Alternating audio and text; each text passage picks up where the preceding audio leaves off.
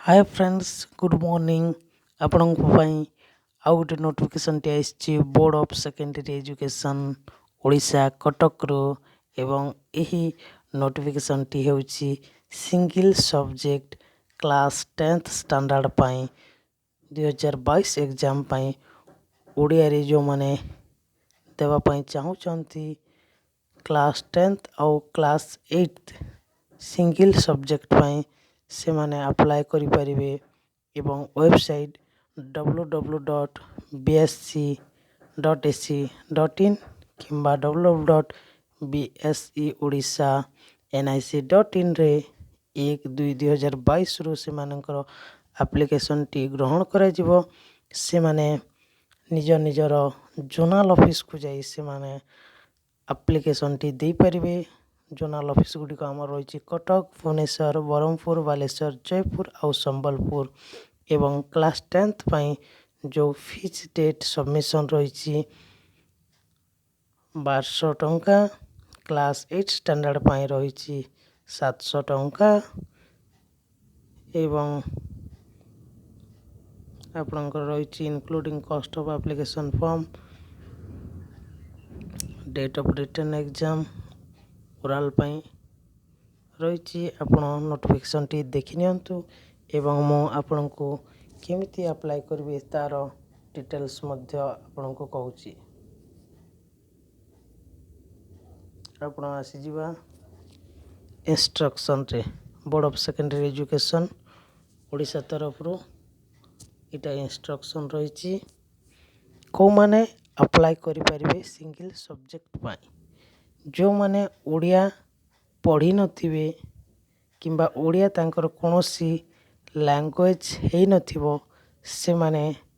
ओडिशा रे अप्लाई करिवा पई ओडिया गोटाए निहाती भावरे लैंग्वेज सब्जेक्ट रही सेति पई जो मानकर ओडिया नथाए अष्टम किंबा दशम श्रेणी पर्यंत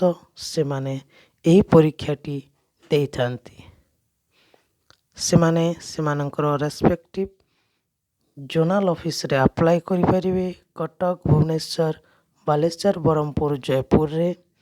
एवं जो कैंडिडेट इच्छा करिवे से माने डायरेक्टली बेसी ओडिशा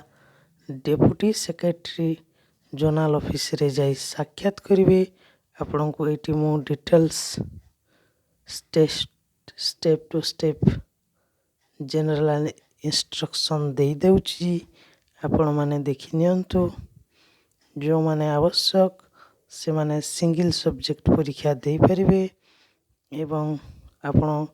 दुईटा स्टैंडर्ड रही क्लास 8 स्टैंडर्ड रही एवं क्लास 10th स्टैंडर्ड रही।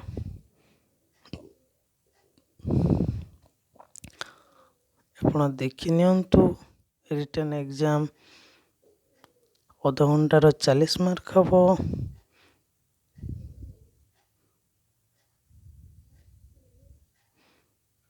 आपण देखि नियंतु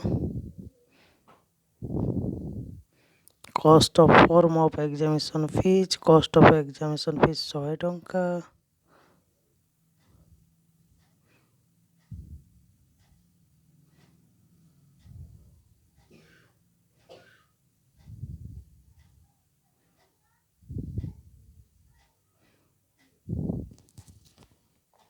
आपण एटा हैला जनरल इंस्ट्रक्शन टा वर्तमान आपण को फॉर्म टी देखे दउची।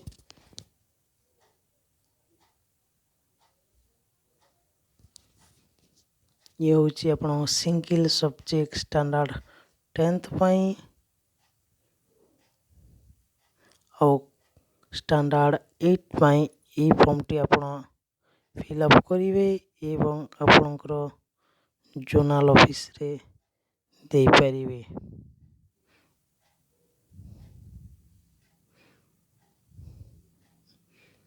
ए रही BSc ओडिशा तरफ नोटिफिकेशन टी। Thank you.